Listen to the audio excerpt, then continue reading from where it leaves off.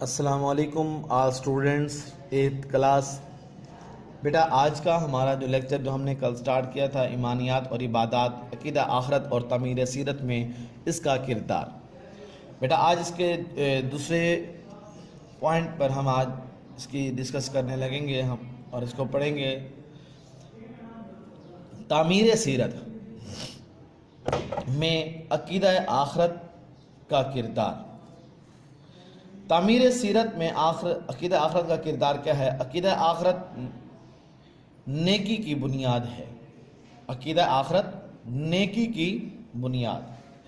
وہ کس طرح آخرت کا انکار یا اقرار انسان کی سیرت کے بنانے یا بگاڑنے پر براہ راست اثر انداز ہوتا ہے۔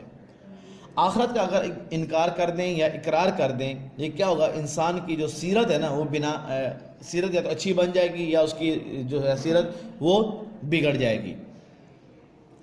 اگر اقرار کرے گا تو سیرت اس کی اچھی بن جائے گی، ٹھیک ہے۔ اگر انکار کرے گا تو اس کی سیرت بگڑ جائے گی۔ ایک وہ شخص ہے جس کی نظر صرف اسی دنیا کے فائدے یا نقصان پر ہے، ٹھیک ہے۔ یعنی کہ وہ شخص جس کی صرف نظر میں یہی ہے کہ یہ دنیا فائدہ یا نقصان دے سکتی ہے، بس۔ یہ شخص کسی ایسے برے کام سے پرہیز نہ کرے جس سے دنیا میں اسے نقصان پہنچنے کا خطرہ نہ ہو، اور نہ وہ کسی ایسے اچھے کام پر آمادہ ہو جس سے اسے دنیا میں فائدہ ملنے کی امید نہ ہو۔ ایسے شخص کے لیے قطعی ناممکن ہے۔ وہ کیا کہ یعنی کہ وہ ایسا شخص جو یہ سوچے کہ میں نے اس دنیا میں برائی کرنی ہے، مجھے کوئی نقصان نہیں پہنچے گا، میں نیکی کروں گا مجھے کوئی فائدہ ہی نہیں پہنچے گا، تو کیا ہے ایسے اسے امید ہی نہ ہو کہ دنیا میں مجھے فائدہ مل سکتا ہے یا نہیں مل سکتا۔ اگر وہ گناہ کرے تو اسے یہ بھی نہ ہو پتہ ہو، اسے یہ امید ہی نہ ہو کہ مجھے اس دنیا میں رہتے ہوئے کوئی نقصان بھی پہنچ سکتا ہے، بلکہ وہ کیا کرے، اسے کچھ پتہ ہی نہ ہو، بس وہ یہ کہے کہ بس میں اگر گناہ کروں گا تو مجھے کچھ نہیں ملے گا، نیکی کروں گا تو مجھے کچھ نہیں ملے گا۔ تو پھر کیا ہے، ایسے شخص کے لیے قطعی ناممکن ہے کہ وہ ایک قدم بھی اسلام کے راستے پر چل سکے، یعنی کہ اس کے لیے ممکن ہی نہیں ہے کہ وہ ایک قدم جو ہے نا وہ اسلام کے لیے چل سکے۔ تو اسلام کہتا ہے کہ اللہ تعالیٰ کی راہ میں غریبوں کو زکوٰۃ دو، وآتوا الزکوٰۃ، جس طرح اللہ رب العزت نے قرآن پاک میں ارشاد فرمایا وآتوا الزکوٰۃ، کہ اللہ نے قرآن پاک میں خود ارشاد فرما دیا کہ زکوٰۃ ادا کرو۔ وہ جواب دیتا ہے کہ زکوٰۃ سے میری دولت گھٹ جائے گی، یعنی کہ کم ہو جائے گی، میں تو الٹا اپنے مال پر سود لوں گا۔ یعنی کہ کیا کرے وہ، اب وہ اللہ جیسے اللہ نے ارشاد فرمایا نا وآتوا الزکوٰۃ، زکوٰۃ ادا کریں، تو اب وہ کیا کرے، زکوٰۃ جب وہ یہ سنیں تو وہ کہے کہ اگر میں زکوٰۃ نکالوں تو مجھے اگر میں نے پیسے نکالنے ہوں، مثال کے طور پر 100 روپیہ، میرے تو 500 میں سے 100 کم ہو گیا، باقی رہ گیا 400، میرے تو یہ پیسے کم ہو جائیں گے، تو میں تو ایسا نہیں کرتا۔ ہاں جس کو زکوٰۃ لینی ہے آئے میرے پاس، میں اسے زکوٰۃ دوں گا، ٹھیک ہے۔ مثال کے طور پر 100 روپے دوں گا نا، وہ زکوٰۃ نہیں ہوگی، بلکہ کیا ہوگا، میں اسے 100 دوں گا، وہ مجھے واپس 120 یا 150 وہ مجھے واپس کرے۔ یہ کیا ہے، یہ سود لوں گا میں تو اس کی ذہن اگر یہ ہو کہ میں نے تو اللہ کی راہ میں نے پیسے کر دے دیے، میرے تو پیسے کم ہو جائیں گے، بلکہ اللہ خود فرماتا ہے کہ جو میری راہ میں 1 روپے نکالے گا نا، میں اللہ رب العزت اسے ایک کے بدلے 10 گنا زیادہ بڑھا کے دوں گا۔ یعنی 1 روپے دے گا میں اسے 10 دوں گا، وہ 10 دے گا میں 100 دوں گا، وہ 100 دے گا میں 1000 دوں گا، وہ 1000 دے گا میں 10,000 دوں گا، ٹھیک ہے۔ اللہ تو یہ فرماتا ہے، پر کیا ہے، اگر اس شخص کی نیت یہ ہو، یہ سوچ ہو کہ میں نے اللہ کی راہ میں اگر نکالے میرے پیسے کم ہو جائیں گے، تو وہ کیا ہے، میں تو دوں گا تو پھر میں سود بھی لوں گا، یہ نہیں کرنا چاہیے۔ بلکہ اسلام کہتا ہے کہ سچ بولو اور جھوٹ سے پرہیز کرو۔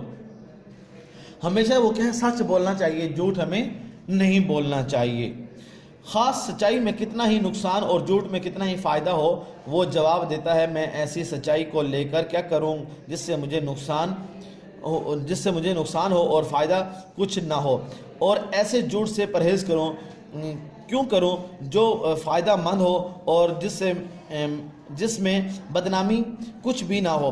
یہ تمام رویے اس شخص کے ہیں جو عقیدہ آخرت کو یا تو مانتا ہی نہیں یا مانتا بھی ہے تو شک کے ساتھ، یقین کے ساتھ نہیں۔ کہنا یہ چاہتے ہیں کہ آپ ہمیشہ سچ بولیں، آپ ہمیشہ سچ بولیں، جھوٹ نہ بولیں، کیونکہ اگر آپ سچ بولیں اس کے اندر اگر آپ کا کوئی نقصان بھی ہو جائے تو کوئی ٹینشن نہیں۔ یہ نہ ہو کہ آپ یہ کہیں کہ میں جھوٹ بولوں اور میرا اس کے اندر فائدہ ہوگا، مجھے فائدہ اس سے ملے گا، میری عوام کے اندر، میری لوگوں کے اندر ایک واہ واہ ہو جائے گی، میری اپنی ایک پہچان بن جائے گی۔ ایسا نہیں کرنا چاہیے، بلکہ کیا کریں، آپ سچ بولیں، سچ میں بھلے آپ کا نقصان کیوں نہ ہو جائے، ٹھیک ہے نا، سچ میں بھلے آپ کا نقصان کیوں نہ ہو جائے وہ ٹھیک ہے۔ یہ نہ ہو کہ آپ جھوٹ بولیں اور اس کے اندر آپ کو فائدہ ہو، تو ایسا ہمیں جھوٹ نہیں بولنا چاہیے۔ پھر ایسے شخص کے لیے کیا، یہ تو ایک جو ایسا کرے گا نا تو وہ کیا ہوگا، ایسا شخص کے لیے پھر یہ ہے کہ یا تو وہ عقیدہ آخرت کو مانتا نہیں ہے، ٹھیک ہے، اگر مانتا ہے تو شک کی بنا پر مانتا ہے، یقین کے ساتھ نہیں مانتا۔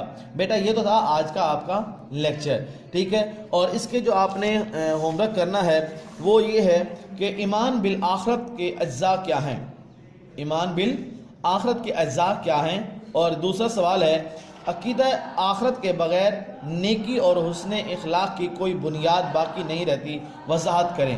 بیٹا اس کا سوال نمبر 1، عقیدہ آخرت کے اجزاء، یہ جو ہم نے کل پڑھا تھا پیج نمبر 6 پر، عقیدہ آخرت، یہاں سے لے کر نیچے اس کے تھوڑا سا آپ یہ لکھ دیں گے، پھر آگے عقیدہ آخرت کے جو اجزاء ہیں وہ 5 ہیں، وہ یہاں تک بیٹا آپ نے اس کے 5 اجزاء یہ لکھنے ہیں۔ دوسرا سوال کہ عقیدہ آخرت کے بغیر نیکی اور حسن اخلاق کی کوئی بنیاد باقی نہیں رہتی، وضاحت کریں۔ یہ جو آج ہم نے پڑھا ہے کہ تعمیر سیرت میں عقیدہ آخرت کا کردار، یہ اس کا جو ہم نے پہلا پوائنٹ پڑھا، عقیدہ آخرت نیکی کی بنیاد ہے، یہ بیٹا یہاں سے لے کر آخرت کا انکار یا اقرار، انسان کی سیرت، یہاں سے لے کر یہ پورا پیراگراف، یقین کے ساتھ نہیں، ٹھیک ہے بیٹا، یہ پورا پیراگراف یہ سوال نمبر 2 کا یہ جواب ہے۔ بیٹا آپ نے اس کو لکھنا بھی ہے اور اچھے طریقے سے تیاری بھی آپ نے کرنی ہے۔ تو یہ تھا آج کا ہمارا لیکچر۔ نیکسٹ لیکچر تک کے لیے آپ سب سے اللہ حافظ، السلام علیکم ورحمۃ اللہ وبرکاتہ۔